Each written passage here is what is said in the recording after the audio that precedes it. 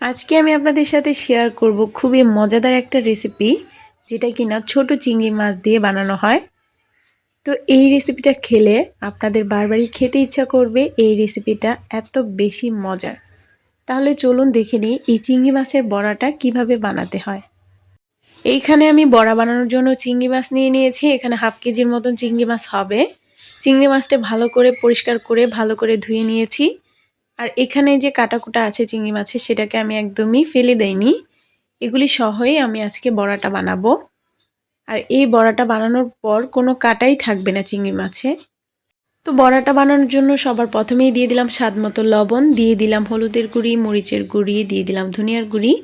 তারপর দিয়ে দিচ্ছি শুধু রসুন বাটা দিয়েছি, আদা দেইনি।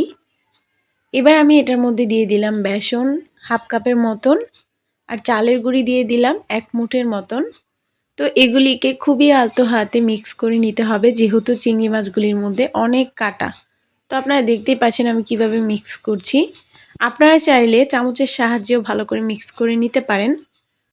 তো যাই হোক, খুবই সাবধানতার সাথে এই কাজটা করতে হবে, যেহেতু চিংড়ি মাছে খুবই কাটা।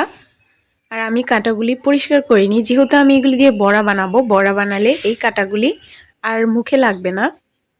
তো যতটুকু সম্ভব আমি সবগুলি মিশ্রণ একসাথে ভালো করে মিশিয়ে নিয়েছি। এবার আমি চলে যাব বড়া বানাতে। তো বড়াগুলি যেভাবে আমি শেপ দিব, বড়াগুলি হাতে নিয়ে যতটুকু বড়ার জন্য প্রয়োজন ততটুকু নিয়ে এভাবে হালকা চেপে চেপে ফ্রাই প্যানের মধ্যে দিয়ে দিব। আগে থেকে ফ্রাই প্যানের মধ্যে আমি তেল গরম করে নিয়েছি। এবার এটার মধ্যে এক এক করে সবগুলি বড়াই দিয়ে নিব।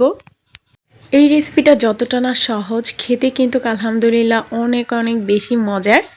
শীতের দিন ভাজাপোড়া খেতে অনেকেই অনেক পছন্দ করেন। যদিও শীতের দিন আমার কাছে একদমই পছন্দ না, আমি শীতের দিন একদমই পছন্দ করি না। শীতের দিনটা আমার কাছে খুবই বিরক্তকর লাগে। শীতের দিনে শরীর অনেক অলস হয়ে যায়, আর শরীরে অনেক শুষ্ক রুষ্ক ভাব চলে আসে। এছাড়া শীতের দিনে যে খাবার দাবারগুলি আছে সেগুলি আমার কাছে বেশ ভালো লাগে। শীতের দিনে নতুন নতুন শাকসবজি, পিঠাপুলি, ভাজা পোড়া সব কিছুই আমার অনেক ভালো লাগে। শুধুমাত্র শীতের দিনটাই আমার ভালো লাগে না। এছাড়া শীতের খাবার আমার খুবই পছন্দ। আসলে গরমের দিন অনেক বেশি গরম লাগলেও ফ্যানের বাতাস খাওয়া যায়, শরীরকে ঠান্ডা করা যায়। তবে শীতের দিনটা খুবই বিরক্তকর, অনেক অলস হয়ে যায় শরীর। তো যাই হোক, অনেকগুলি কথা বলে ফেললাম শীতের সাথে রাগ করে। তো যাই হোক, কথা বলতে বলতে বড়াগুলিকে উল্টানো হয়ে গিয়েছে।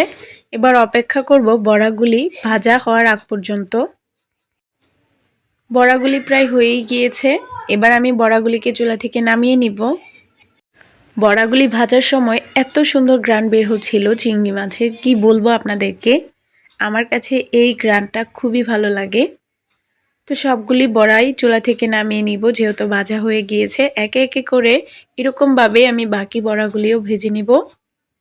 তো সবগুলি বড়াকে ভেজে চুলা থেকে নামিয়ে নিয়েছি। দেখতেই পাচ্ছেন মাশাআল্লাহ বড়াগুলির কালার। আর খেতে তো আলহামদুলিল্লাহ অনেক বেশি মজার হয়েছে, অনেক মুচমুচে হয়েছে। আপনারা অবশ্যই বাসায় ট্রাই করবেন। ট্রাই করে অবশ্যই আমাকে কমেন্ট করে জানাবেন কীরকম হয়েছিল। তো আজকের ভিডিওটা এই পর্যন্তই। সবাই ভালো থাকবেন, সুস্থ থাকবেন, আমাদের জন্য সবাই দোয়া করবেন। আল্লাহ হাফেজ।